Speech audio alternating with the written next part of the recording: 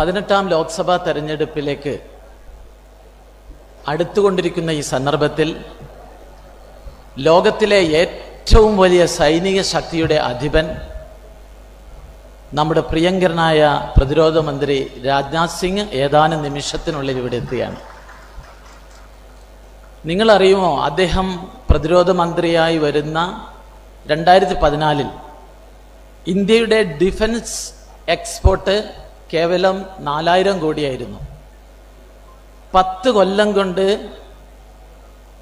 നമ്മുടെ ഗവൺമെന്റിന്റെ നേതൃത്വത്തിൽ പ്രതിരോധ എക്സ്പോർട്ട് 88,000 കോടിയായി വർദ്ധിപ്പിച്ചു.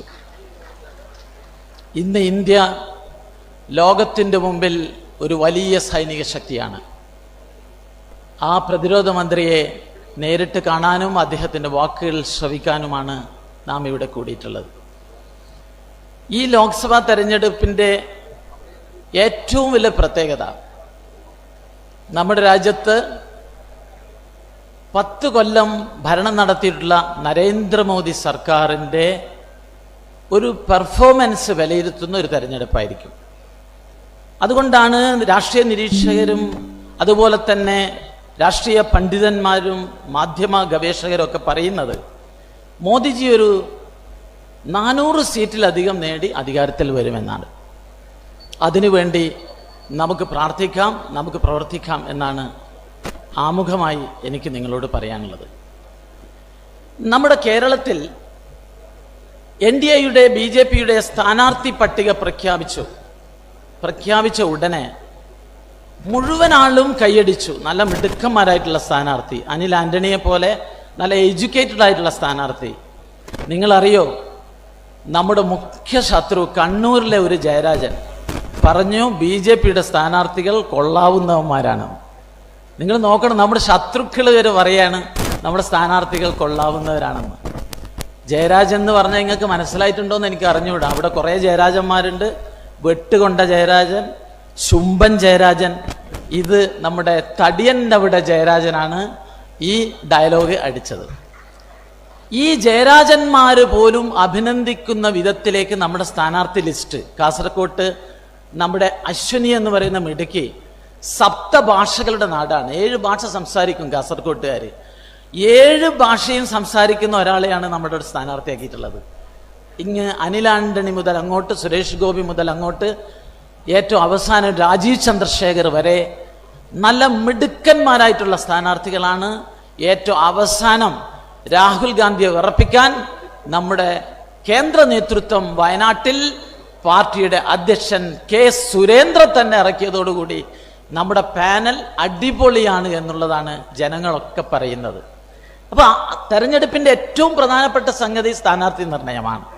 അനിലിനെ പോലെ നല്ല ചുറുചുറുക്കുള്ള, അനിലിൻ്റെ ചിരി കണ്ടാൽ തന്നെ മതി, നിഷ്കളങ്കമായ ചിരി കണ്ടാൽ ശത്രുക്കൾ വരെ വോട്ട് ചെയ്യും. അങ്ങനെ നല്ല മിടുക്കന്മാരായിട്ടുള്ള സ്ഥാനാർത്ഥികളാണ് ഈ തെരഞ്ഞെടുപ്പിൽ നമ്മുടെ ഒരു പ്ലസ്. മറ്റൊന്ന്, ഈ തെരഞ്ഞെടുപ്പിലെ താരം ആരാണ്? യാതൊരു സംശയമില്ല, നരേന്ദ്രമോദിയാണ്. ഞങ്ങളുടെ കണ്ണൂരിൽ വീടുകളിൽ വിശ്വാസികൾ എഴുതി വെക്കും, ഈ വീടിൻ്റെ ഐശ്വര്യം ശ്രീ മുത്തപ്പൻ എന്ന് എഴുതി വെക്കും.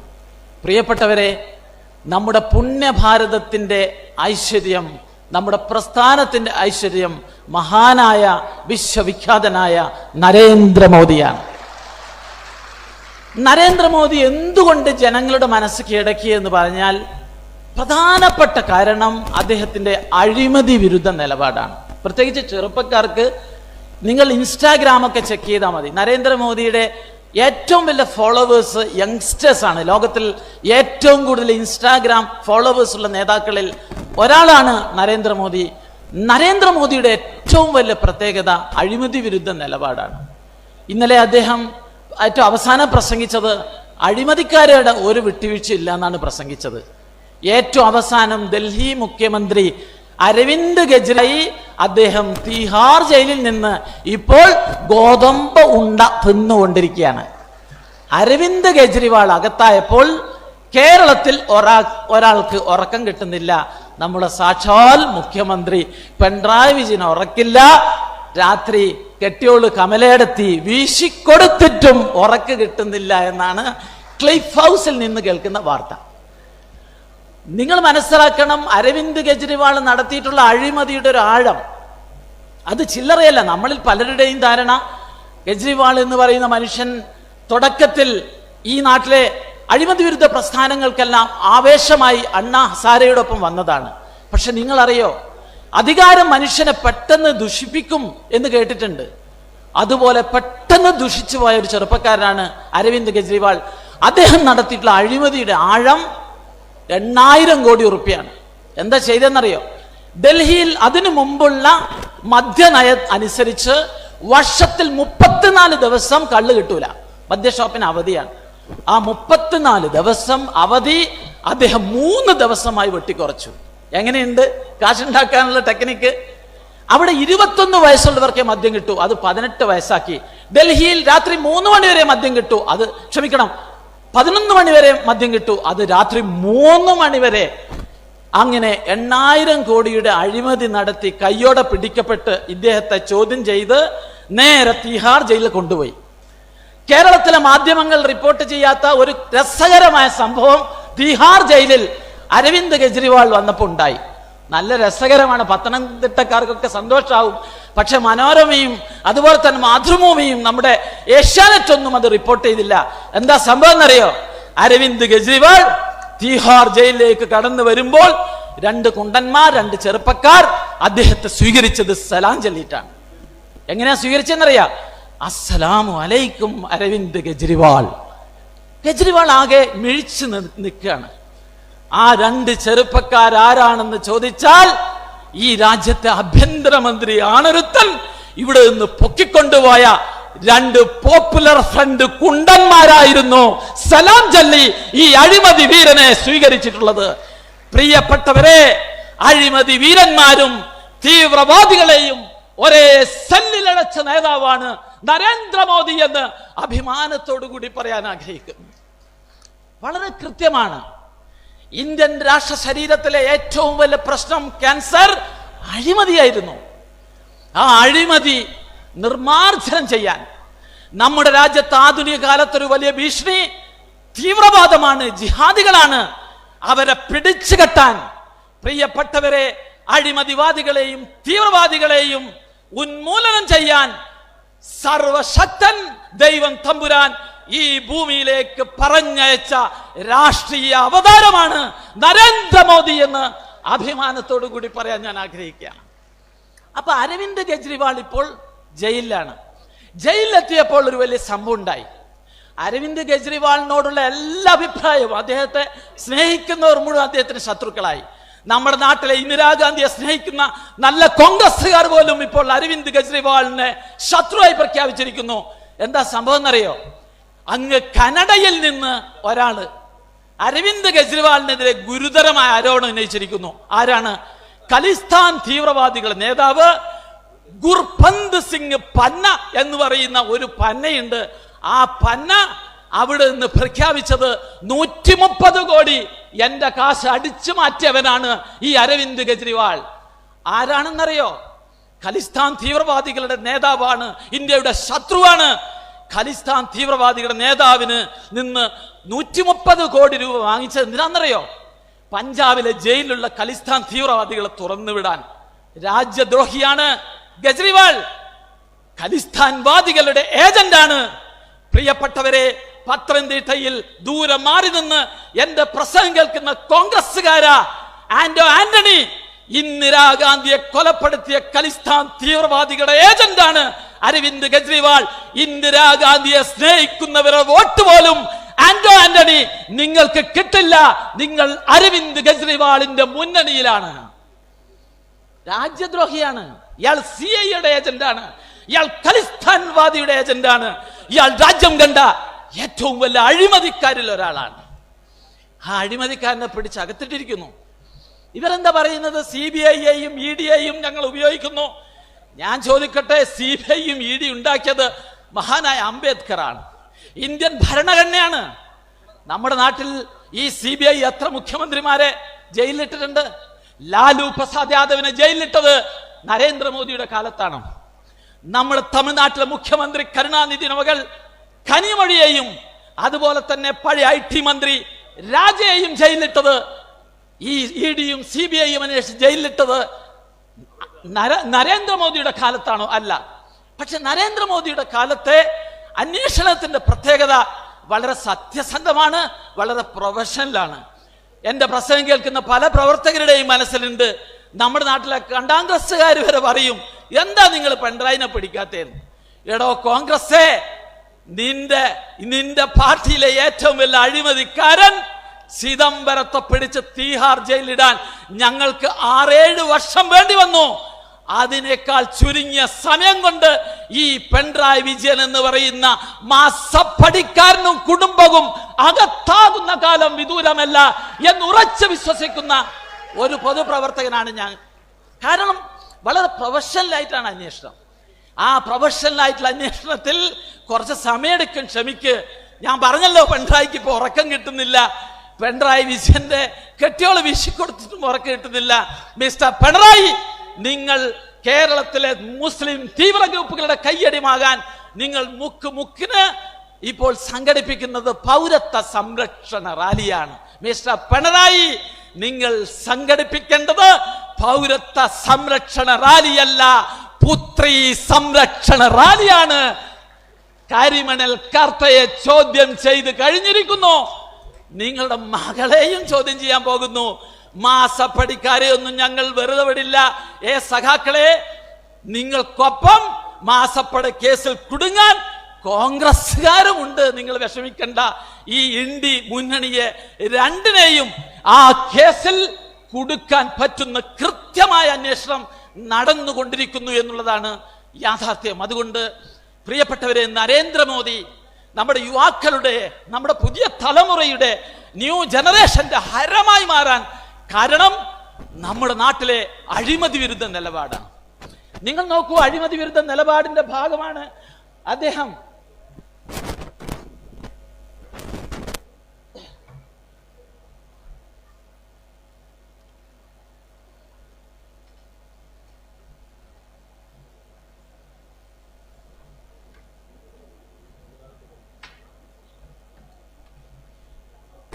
ക്ഷമിക്കണം, അഴിമതി വിരുദ്ധ നിലപാടിന്റെ ഭാഗമായിട്ടാണ് ഇലക്ടറൽ ബോണ്ട് കൊണ്ടുവന്നത്.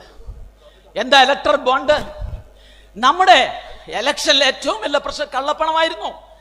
ഇന്ത്യയുടെ ഏറ്റവും വലിയ പ്രശ്നം കള്ളപ്പണമാണ്. അതുമാണ് നോട്ട് നിരോധനം ഉൾപ്പെടെ, നരേന്ദ്രമോദിയുടെ ഡിജിറ്റലൈസേഷൻ ഉൾപ്പെടെ. നരേന്ദ്രമോദി, ഞാൻ ഹജ്ജ് കമ്മിറ്റി ചെയർമാനാണ്. ഹജ്ജ് കമ്മിറ്റി ചെയർമാൻമാർ എനിക്ക് മുമ്പൊക്കെ, അതിനു മുമ്പൊക്കെ ലീഗിന്റെയും കോൺഗ്രസിന്റെയും കാലത്ത് ഹജ്ജ് കമ്മിറ്റി ചെയർമാൻ ഒരു സീസണിൽ 100 കോടി റുപ്യ അഴിമതി നടത്തും. പക്ഷെ ഇന്ന് നരേന്ദ്രമോദി അത് മുഴുവൻ ഡിജിറ്റലൈസ് ചെയ്തു. ഒരാൾക്കും ഒരു പൈസയുടെ അഴിമതി നടത്താൻ പറ്റാത്ത വിധത്തിൽ ഓരോ മണ്ഡലത്തിലും അദ്ദേഹം കള്ളപ്പണത്തെ അല്ലെങ്കിൽ അഴിമതി തടയാൻ ശ്രമിക്കുകയാണ്. അപ്പോൾ പണ്ട് ഇന്ത്യൻ ഇലക്ഷനെ പരിഷ്കരിക്കാൻ ഒരു മഹാനായ വ്യക്തിയെ ദൈവം തന്നിരുന്നു. അതാണ് TN ശേഷൻ. TN ശേഷൻ വന്നിട്ടാണ് ഇന്ത്യൻ ജനാധിപത്യത്തിലെ ഏറ്റവും വലിയ ഇൻസ്റ്റിറ്റ്യൂട്ട് ഇലക്ഷൻ കമ്മീഷനെ ഒരു നട്ടലുള്ള കമ്മീഷനാക്കി മാറ്റിയത്. അന്ന് ശേഷം മുന്നോട്ട് വെച്ച ഒരു ആശയമാണ് ഇലക്ട്രൽ ബോണ്ടിനെ കുറിച്ച് ചിന്തിക്കണം. കോൺഗ്രസ് നിങ്ങൾക്ക് സാധിച്ചിട്ടില്ല. ശേഷന്റെ ഓസ്യത്ത് നരേന്ദ്രമോദി ഇംപ്ലിമെന്റ് ചെയ്തു. നരേന്ദ്രമോദി നടപ്പിലാക്കിയപ്പോൾ അതിപ്പോൾ വിവാദമായിരിക്കുന്നു. നമുക്ക് ആ വിഷയത്തിലേക്ക് വരാം.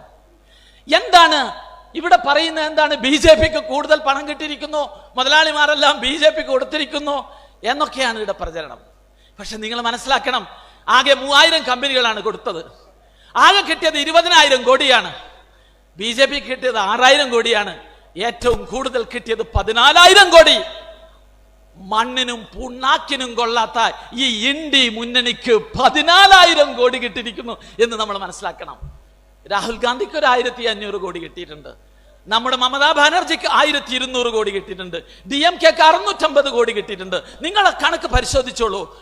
BJPക്ക് 303 MPമാരുണ്ട്, 1500 MLAമാരുണ്ട്. ലോകത്തിലെ ഏറ്റവും വലിയ ജനാധിപത്യ പ്രസ്ഥാനമാണ്. റേഷ്യോ അനുസരിച്ച് എന്റെ മാധ്യമ പ്രവർത്തകരെ നിങ്ങളൊന്ന് വിശകലനം ചെയ്യണം. BJPക്ക് 6000 കിട്ടിയാൽ മതിയോ?